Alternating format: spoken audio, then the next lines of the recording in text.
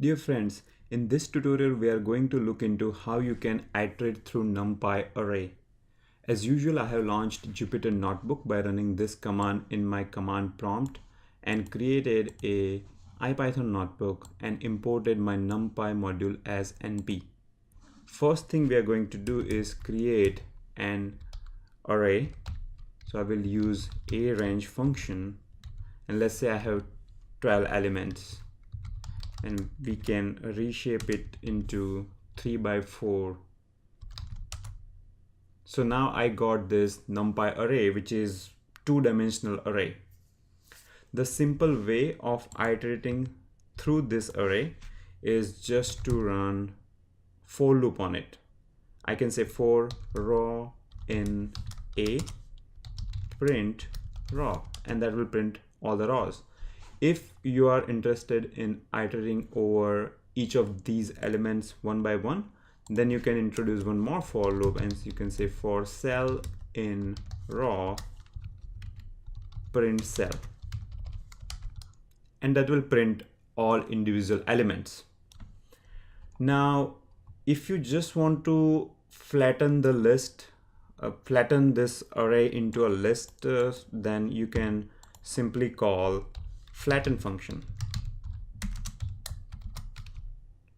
This way you don't have to write two for loops. You can just write one single for loop and be done with it. Now NumPy offers a function called nditer, which allows you to do a more sophisticated way of iteration. For example, I can achieve the same thing as flatten by using nditer function. I can say for x in np.nditer, the first argument is the array itself and the second argument is order.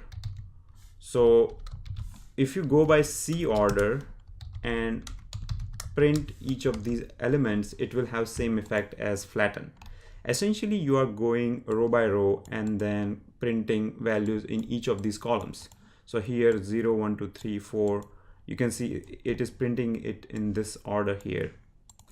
But let's say if you are a Fortran programmer and you want to go column by column instead of row by row, so instead of printing 0 1 2 3 4, you want to print 0 4 8 1 5 9, then you can just change your order to be Fortran order, and you will see that you are now printing it into Fortran order.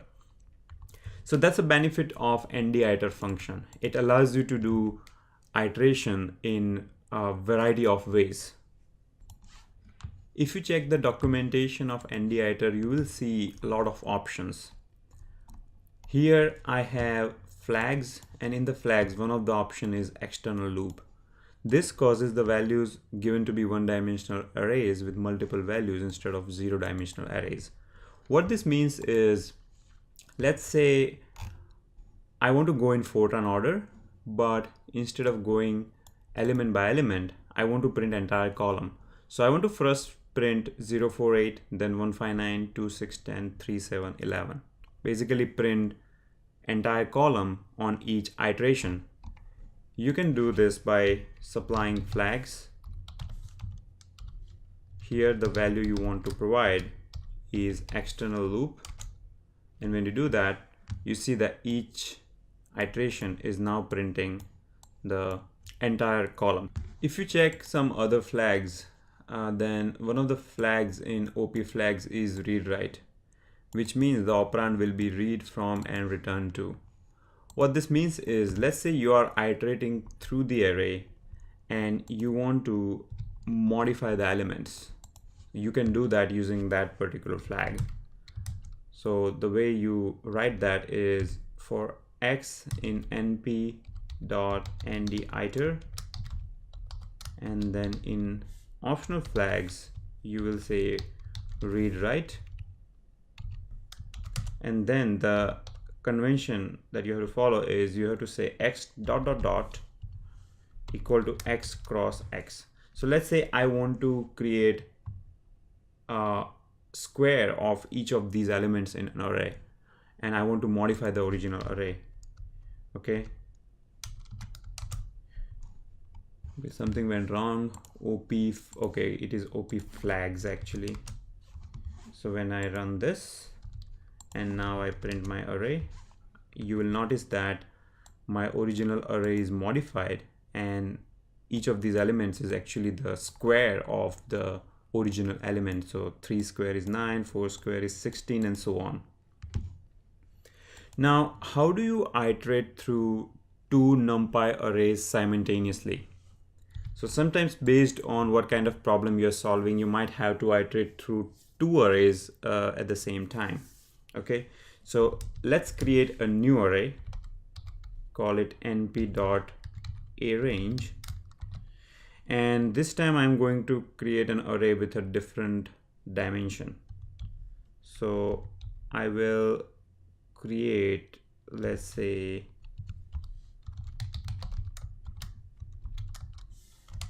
three by one array. Okay, and it has these elements, and my original array is like this. I mean, I modified it, but now it looks like this. So A is this, B is this. Now I want to iterate through these two arrays simultaneously. Now when I iterate through it, what I want to do is I want to iterate through the first row, and at that time the element from the second array should also be the first row, which is 3. Okay, so you can use for xy in np.nditer. In the bracket, you can supply two arrays that you want to iterate through, and then print both of these. You will notice what happened is when it goes through the first array, the first row in the array, okay, 0, 1, 4, 9, at that time it is keeping this element constant 3. So you can see that now you can iterate through two arrays simultaneously. Now notice that in order to do this, your arrays should be broadcastable, which means either their shape should be same or one of the dimensions in one of the arrays should be 1.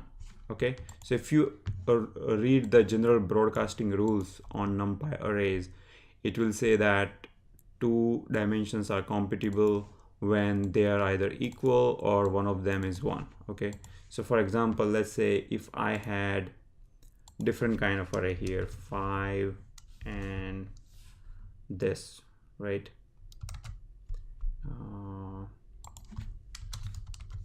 Let's say if I had this kind of case, then I won't be able to iterate through it because the error would be operands could not be broadcast together because the shapes of these two arrays are not compatible with each other. Okay, that's all we had for this tutorial. I have provided the link of this Jupyter notebook in the video description below. So make sure you play with it and let me know if you have any question. Please post your comment and feedback below in the comment section. Thank you. Bye.